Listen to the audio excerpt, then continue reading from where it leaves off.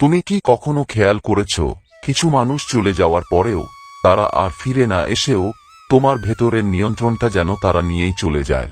এই প্রশ্নটা খুব সাধারণ শোনাতে পারে, কিন্তু এর ভেতরে এমন কিছু লুকিয়ে আছে যেটা আমরা সাধারণত স্পর্শ করতে ভয় পাই।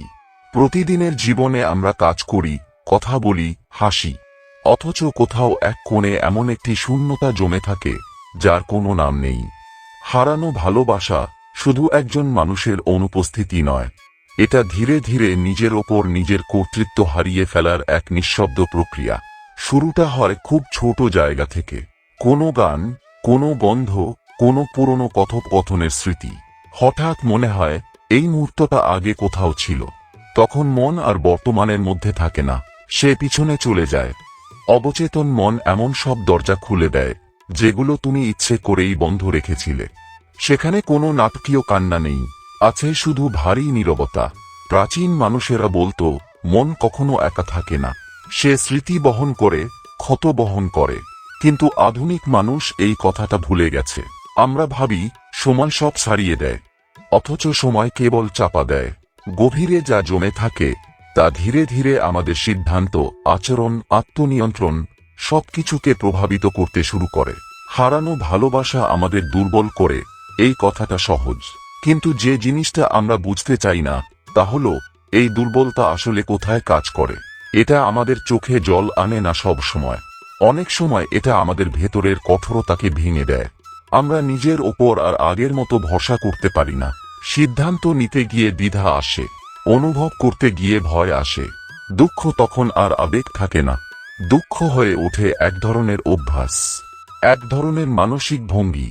তুমি বাইরে শান্ত, ভেতরে অস্থির। তুমি কাউকে কিছু বলো না, কারণ বলার ভাষা নেই।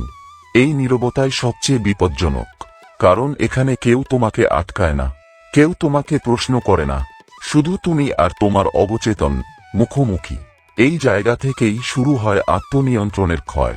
তুমি বুঝতেও পারো না কখন তুমি আর নিজের মতো নেই। তুমি প্রতিক্রিয়া দেখাও, কিন্তু সচেতনভাবে নয়। তুমি কিছু এড়িয়ে যাও, কিছু আঁকড়ে ধরো, কারণ নয়।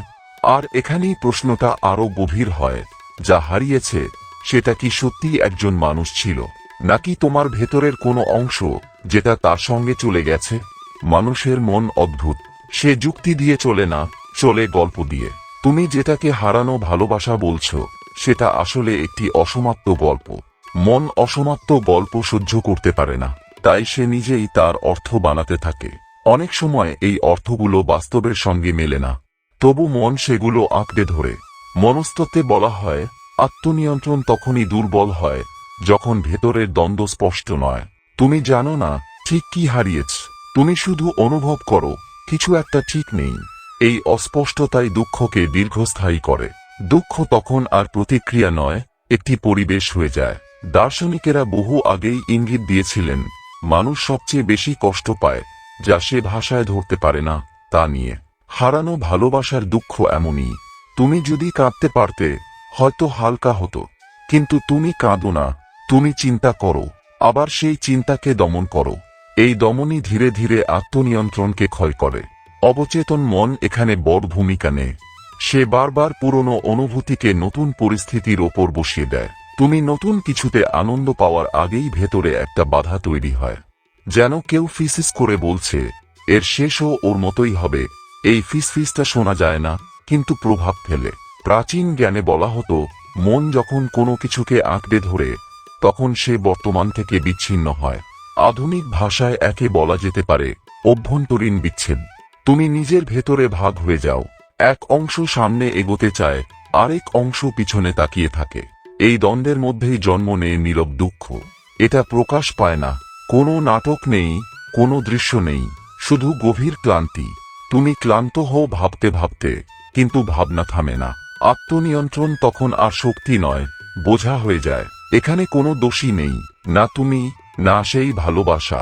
তবু মন দোষ খুঁজতে থাকে, কারণ দোষ মানে ব্যাখ্যা, ব্যাখ্যা মানে সাময়িক নিয়ন্ত্রণ। কিন্তু এই নিয়ন্ত্রণ ভঙ্গুর, একটু চাপ পড়লেই ভেঙে যায়।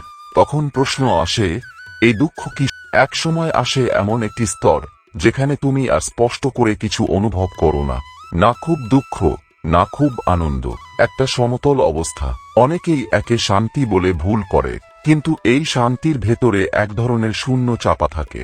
এই জায়গায় আত্মচিন্তা শুরু হয়, কিন্তু প্রশ্নগুলো খুব আস্তে আসে। কোনো ঝড় নেই, শুধু দীর্ঘ নিঃশ্বাস। তুমি ভাবো, যদি সব ঠিকই থাকে, তবু কেন ভেতরে কিছু একটা অসম্পূর্ণ লাগে? এই অসম্পূর্ণতার কোনো নাম নেই, তাই এটাকে নিয়ে কথা বলাও যায় না। মন তখন নিজের দিকে তাকাতে শুরু করে, কিন্তু সে যা দেখে তা স্পষ্ট নয়, ছায়ার মতো। হারানো ভালোবাসা তখন আর স্মৃতি নয়, সে হয়ে ওঠে এক ধরনের আয়না, যেখানে তুমি নিজের সীমাবদ্ধতা দেখতে পাও, নিজের ভয়, নিজের অসহায়তা। আত্মনিয়ন্ত্রণ এখানে নতুন অর্থ পায়। এটা আর শক্ত করে ধরা কিছু নয়, এটা এমন কিছু যেটা তুমি যত ধরতে চাও তত ফসকে যায়। এই ফসকে যাওয়াই দুঃখের গভীর রূপ, কারণ এখানে তুমি কিছু হারাচ্ছ না, তুমি শুধু বুঝতে পারছো তুমি কখনোই পুরো নিয়ন্ত্রণে ছিলে না। নীরবতা তখন আর ফাঁকা নয়, নীরবতা ভরে যায় অদৃশ্য প্রশ্নে। তুমি কি ভালোবাসাটাকে হারিয়েছ, নাকি সেই ভালোবাসার মধ্যে নিজেকে যে রূপে চিনতে সেটাকেই হারিয়েছ? এই প্রশ্নের কোনো উত্তর নেই। উত্তর এলেই গল্প শেষ হয়ে যাবে, কিন্তু গল্প শেষ হয় না। তাই মন আবার পিছনে ফিরে যায়, আবার সামনে আসতে চায়। এই দোলাচলি মানুষের গভীর অভিজ্ঞতা। এখানে কোনো উপসংহার নেই, কোনো সমাধান নেই, শুধু এক ধরনের উপস্থিতি, যেখানে তুমি নিজের সঙ্গে বসে আছো।